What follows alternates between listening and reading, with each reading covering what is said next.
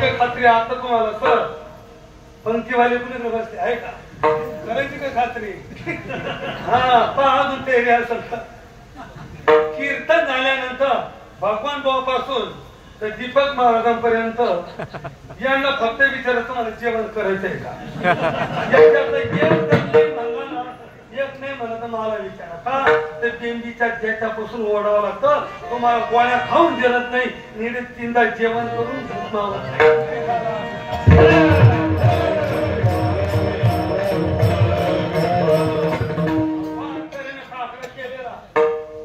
याची बॅग खोलली बा मध्ये चांगले पदार्थ निघाले मग कशाचा वारकरी हाय काही करतो तो वारकरी सुरुवात केली लाभारे बरकतरे लाभारे जमला आता लाभारे बरकतरे अर्धे पदार्थ संपवले आणि हा तितक्यात आला पण काय करतो तू म्हटला ना तू का म्हणे माझे तुम्हाला संतावरी म्हणे ओझ घेतलं का नाही एकच आपण काय तू प्रमाण दिलं मी ऐकलं आता मी प्रमाण देणार तू ऐकायचं म्हणजे काय तू का म्हणे उगे राहा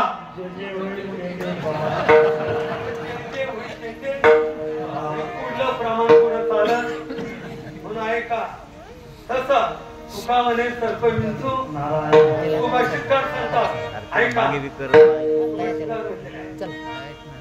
सर्पाच्या दातात विष सर्पाच्या दातात विष माशीच्या डोक्यात विष विंचवाच्या नांगीत विष विंचवाची नांगीत ऐसा दुर्जन सर्व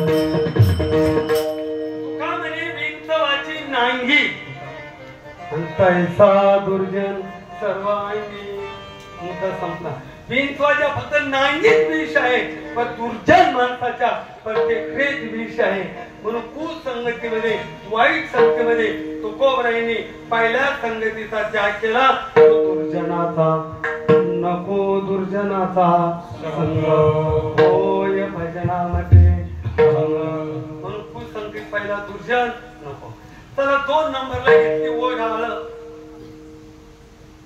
एक गाय ब्राह्मणाला दान देतात आणि गाय गावात दैवत असतं तर सोडतात आता ब्राह्मणाची जी गाय तिची तब्येत लुकडी झाली आणि गावात सोडलेली गाय तिची तब्येत एक दिवस या गायीनं त्या गुरुजीच्या गायीने विचारलं का कामाचे तुझी तब्येत खराब का झाली म्हणजे काय करते भाई ब्राह्मण चारा घेत नाही म्हणजे चल माझ्या त्या सर्व गायीनं ओढाळ गायीची संगत केली शेजारच्या शेतात गेल्या आता ओढाळ गायीने 11ला घरका मारला पण ब्राह्मणाची गाय हिरवा चारा माहिती नाही सुरुवात केली माग काही ठेवलं नाही ते पाहिलं मालकानं काठी आणली मालकाला ओढाळ गाय पळाली सापडली कोणती गाय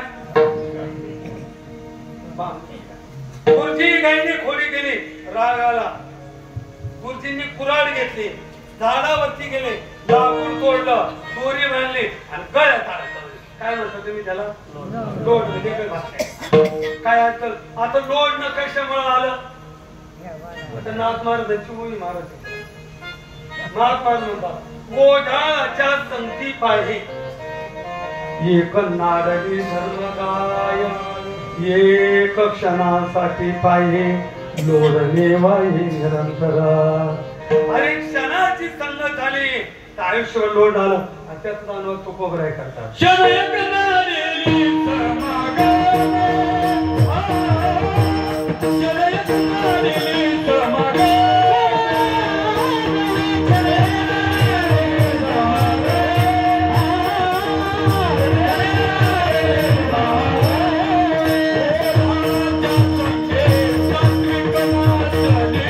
Oh,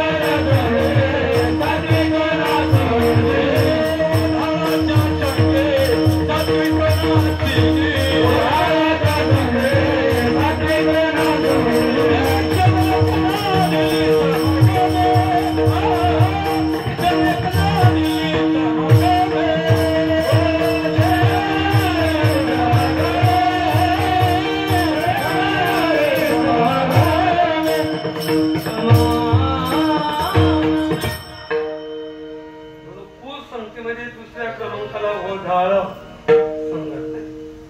तिसरं सांगतो परस्त्री. हे कुसंगती ते बरं का. परस्त्री कुसंगती म्हणजे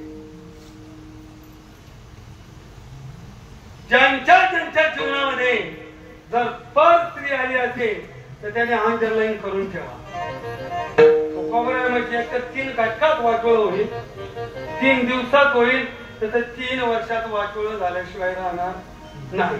ऐका, परद्रव्य, परनारीचा अभिलाष, तेथोनी रास सर्व भाग्या, घटिका मास दीस वर्ष लागे 3 वर्षात पतन झाल्याशिवाय राहणार नाही. म्हणून संग खोटा परनारीचा घात होईल माझा रावण रावणाशी मुकला भस्मासुर. म्हणून मित्रांनो सगळ्यांचे माझे पाहत्या रावणा काय झाले, नारदा काय झाले, वाली काय झाले पाहूया. म्हणून संग खोटा परस्त्री हे कुसंगती ते. म्हणून परस्त्रीच्या बाबतीत एकच भाव ठेवा, परस्त्रिया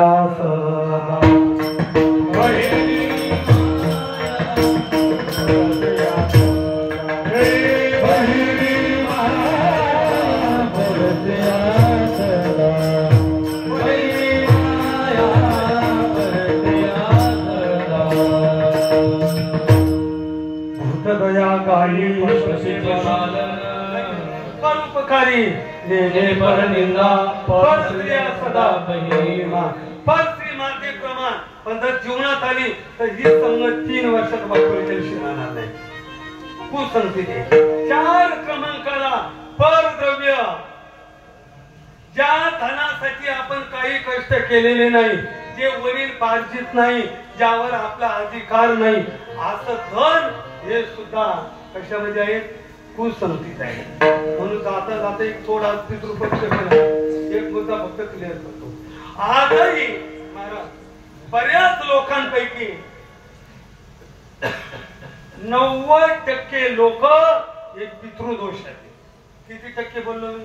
2-3 टक्के नाही बोललो, 90%. आता पितृदोषाला 57 कारण आहे. किती कारण आहे? 57.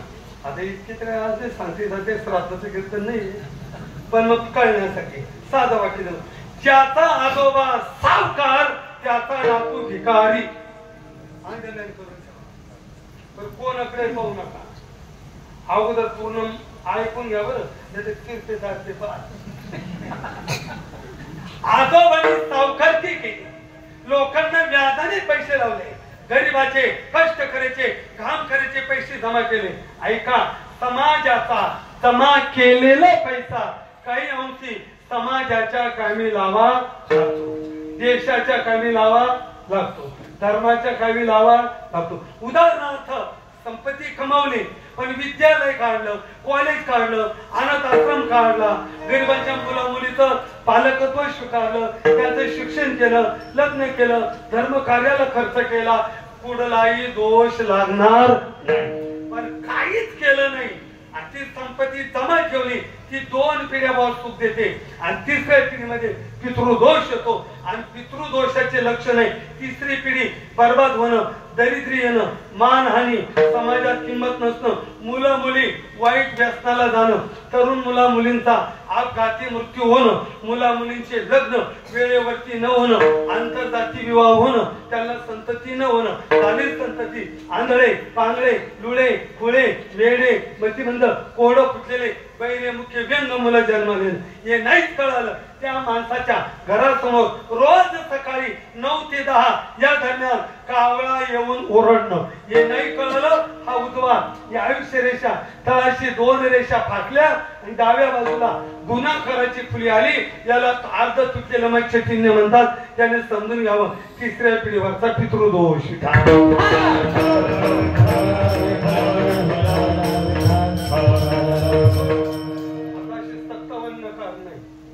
आता भजन करणारे कशाला हात पाहायचे?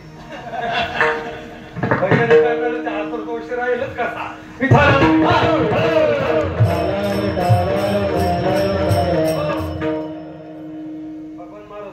माझ्या समोर आता मला बाकी काही परिचित नाहीये.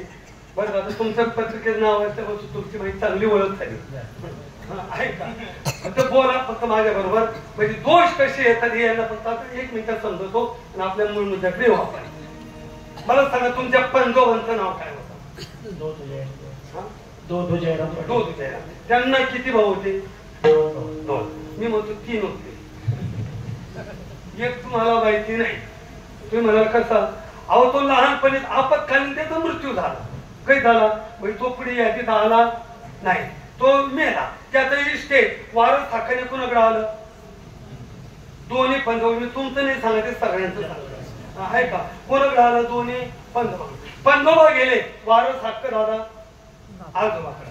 आजोबा गेल्यावर वारस हक्क वडिलांना. ऐका बरं का, वडिलांचे पूर्वजांचे निस्ते वारस हक्काने इस्टेट नाही, त्यांचे गुन्हेही घ्यावे लागतात आणि त्यांचे रोगही घ्यावे लागतात. तुम्ही मला काय बोलता?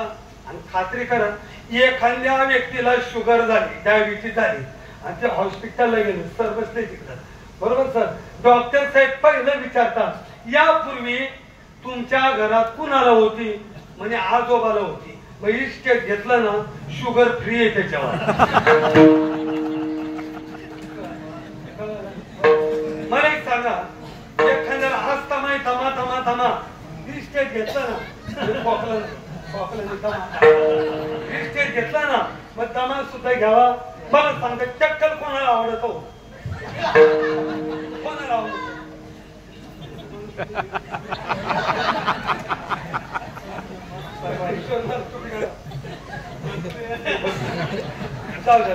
टक्कल कोणाला आवडत का? पण इस्टेट घेतल्यामुळं टक्कल सुद्धा घ्यावं लागतं. काय घ्यावं लागतं? आपल्यामध्ये रक्त कोणाचं आहे? तर आपल्यामध्ये रक्त आपल्या पूर्वजांचं आहे. आम्ही त्यांचं रक्त वापरतो, त्यांचं इस्टेट खातो. मग किमान वर्षातून एकदा तरी त्यांची आठवण केली पाहिजे का नाही? जर नाही आठवण केली, 3 पिढ्या वाट पाहतात, 3ऱ्या पिढीमध्ये बुवा असं एक विचित्र जन्माला येतं की अख्ख्या भावकीच्या विरुद्ध राहत. आणि त्याची खून सांगतो, त्याच्या वाट्याला आलेलं इस्टेट चौकोनी फ्लॅट बांगला नाही, त्याला तीर्फ जागा येते वाट्याला. मग नाला तरी गेला असेल, रोड तरी गेला, पांदी तरी गेली, नदी तरी गेली, आणि खून विशेष त्या शेतामध्ये न लावता जुनाट पिंपळाचं झाड असेल विठाला.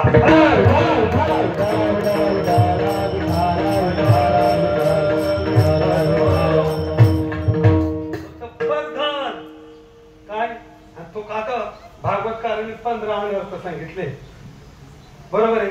आणि तुकोबरांनी एकच प्रमाण दिलं, द्रव्याची या मागे काही काळाचा लाग,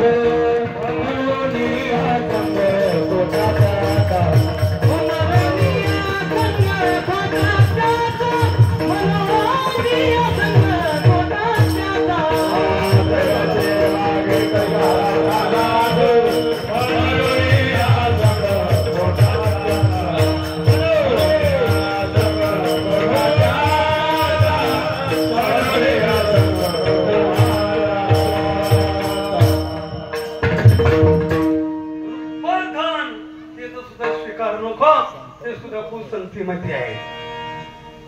आता गजाला लय पुढे गेलंय. एक सांगतो, कर्कशा पत्नी ही सुद्धा कुसंगतीमध्ये. तुम्ही आखे भाग्यवाने, तुम्हाला लक्ष्मी आहे, संख्येने तुम्हाला होऊन जाईल. आणि तुम्ही बसणाऱ्याने विचार बी करू नका, बसणाऱ्याने विचार बी करू नका. बाबाला जर सोडून दिला तर कोण कोण याच्यात मला माहिती नाही, पण शक्यतो कर्कशाचा नंबर आमचा कधी माझं आपलं कस काय नक्की. शक्यतो हरी भक्तालाच कर्कशा असते.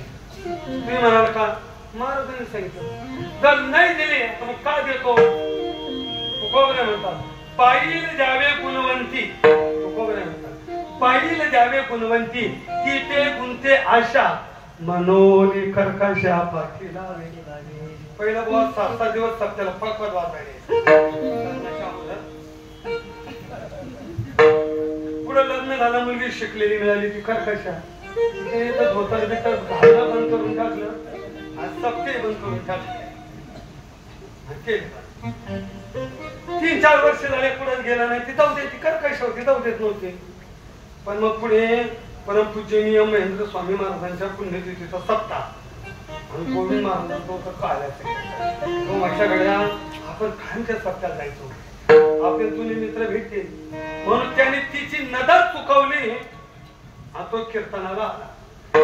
आता 2 तास कीर्तन नंतर गाठी भेटली. 4-5 घंटे निघून गेले. त्या बाईने अंदाज केला ज्या अर्थी 4 घंट्यापासून नाही त्या अर्थी नक्की कुठेतरी कीर्तनाला. तिचा अंदाज खरा ठरला. एक कीर्तनाहून गेला. जे बाई संग बोलायचा का ग म्हटले लाईट आली होती का? 1 नाही 2 नाही. खर कशा गडी कामावर आला होता. 1 नाही. गुरांना चारा वैरण केला. बोला अधिक सांगू का? इकडे नाही काही ठिकाणी हात करीत आमच्या माग कर्कश इथपर्यंत ठीक आहे. पण यांना कमी समजू नका. हे रोज 12 लोकांच्या माथ्यातलं पाणी प्यायला. तो म्हणे बरोबर नाही बोलायचं नको बोलू.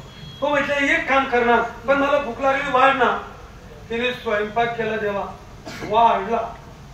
जेवण झालं पण बाई बोलली नाही. तो म्हणे नको बोलू. 6 महिन्याचं लेकरू होतं पाळण्यामध्ये. ते उचललं. एक हातात खुर्ची एक हातात लेकरू. बाहेर ओट्यावर आला की माऊली बाहेर भांडे घासत होती. हा म्हणे हाती बोलतच नाही ना. ते लेकराला पुढे झालं. तुमचा बाळा कुठला आहे?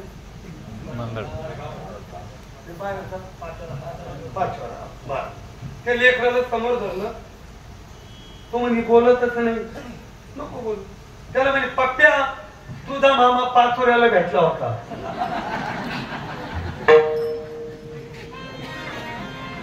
बोलली नाही. बाई टपकन बोलली. ती म्हणे लहान होता का मोठा? हा म्हणे मोठाच होता. ती म्हणे कशाला आलता? हा म्हणे मैस पिकायला होता. मग म्हणा कर्कशी संगती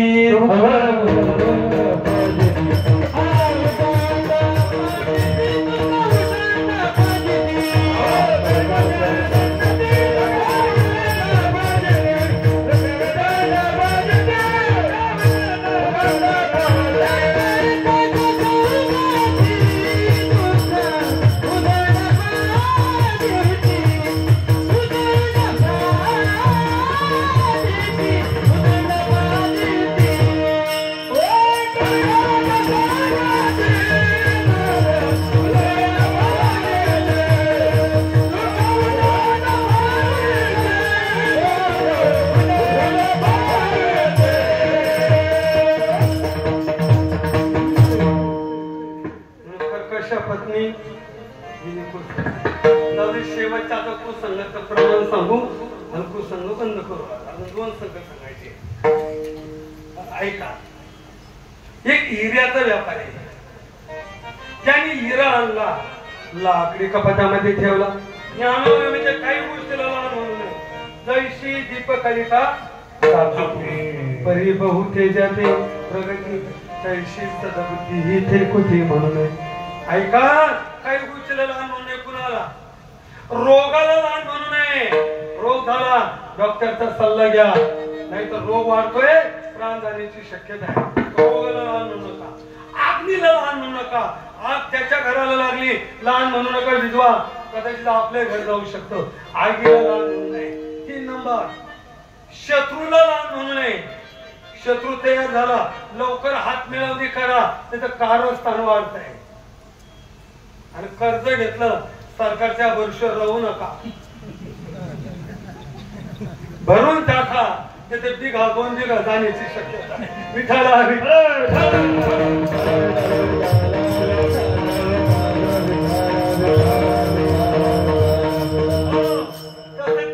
लहान म्हणू नये. अरे अमर किमतीचा हिरा लाकडी कपाटात ठेवला. रात्रभर संगत झाली त्या ढेकणाची. दुसऱ्या दिवशी हिरा बाजारात गेला. 0 बजेट झाला. ढेकणाच्या